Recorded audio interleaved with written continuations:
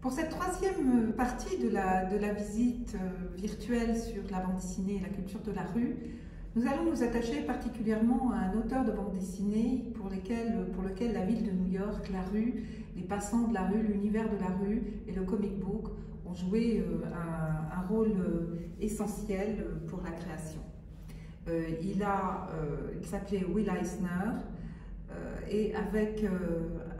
ses très nombreux romans graphiques, notamment ses romans graphiques autobiographiques tels que Le Rêveur ou Au cœur de la tempête, Will Eisner décrit ce monde de la rue auquel appartient les jeunes qui veulent gagner leur vie très vite, qui ont besoin de gagner de l'argent, et surtout les jeunes qui créent,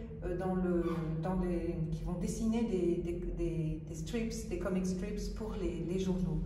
Le dreamer, le rêveur, est le récit d'une vocation d'un jeune qui rêve de devenir artiste dans la bande dessinée, et vraiment artiste dans la bande dessinée, pas ailleurs. Il est fasciné par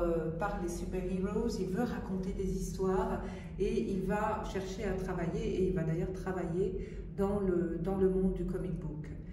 Au cœur de la tempête, il s'agit plutôt vraiment d'un récit autobiographique où Eisner raconte comment il va se trouver au moment de la Seconde Guerre mondiale à se rappeler en fait le chemin qu'il a fait dans les années 30 comme auteur, et puis aussi à repenser à sa famille. Mais dans toutes les scènes, les comic books de Will Eisner et ses romans graphiques comme The City par exemple, ou Contract with God, un pacte avec Dieu, eh bien la ville est omniprésente, elle est le lieu de déambulation, de rencontre, elle est le lieu de l'imaginaire. Et la rue, plus particulièrement, est celle du commerce réellement, c'est-à-dire de l'échange entre les personnes. Une image que Will Eisner a fabriquée en 2002, c'est celle qui montre le spirit, le héros de Will Eisner jusque dans les années 44, 1944, le héros qu'il a donc fabriqué et pour lequel il est le plus connu, ce détective privé à la vie singulière, est représenté ici à la place de la Statue de la Liberté, et sur un fond de panorama, un skyline de la ville de New York, nous voyons toute une rangée de personnages de dos sur le pont d'un bateau, ou le pont d'un quai de port, en train de lire des comic books. Le comic book, c'est le lieu où les immigrés vont apprendre la langue. La presse est le lieu où les immigrés apprennent la vie américaine, ils apprennent la politique, ils apprennent les mœurs, ils apprennent la langue. Et le comic book en particulier est une façon assez simple pour eux, grâce aux images et aux textes, de pouvoir rapidement apprendre la langue pour l'utiliser tout de suite en travaillant, parce qu'ils ne font pas d'études quand ils arrivent, les immigrés. Il faut tout de suite qu'ils se mettent à travailler. Comme disait Georges Perec, ils ont pavé les rues de New York. Donc l'Amérique a une mémoire profondément ancrée dans l'immigration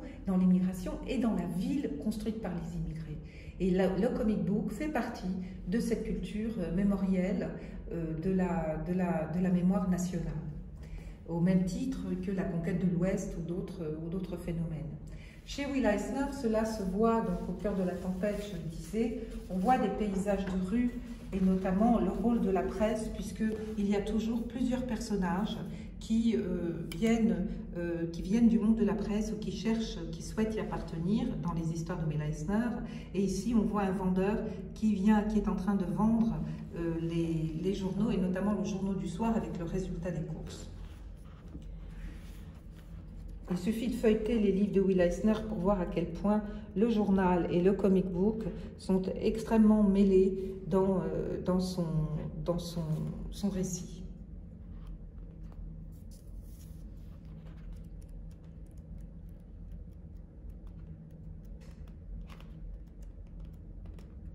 Une vue intéressante ici, ce sont les journaux où on peut lire qu'il y a la déclaration de guerre,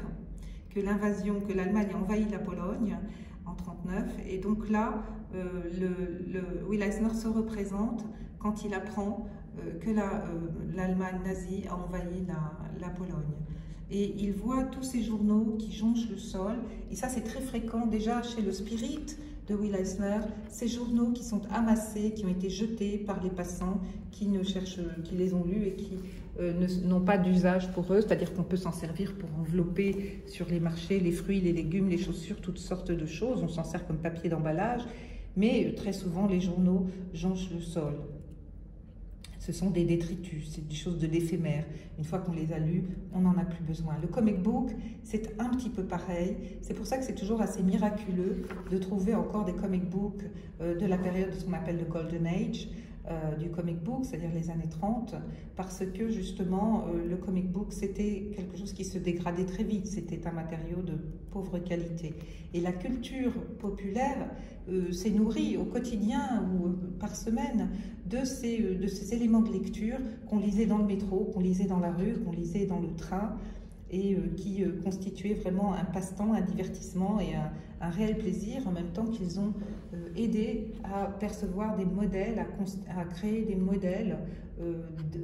pour des gens, par exemple, qui arrivaient de la campagne, qui voulaient s'intégrer dans la ville. Eh bien, le comic book a souvent été le moyen de comprendre comment fonctionnait la société de la ville, quelles étaient les choses qu'on faisait et qu'on ne faisait pas.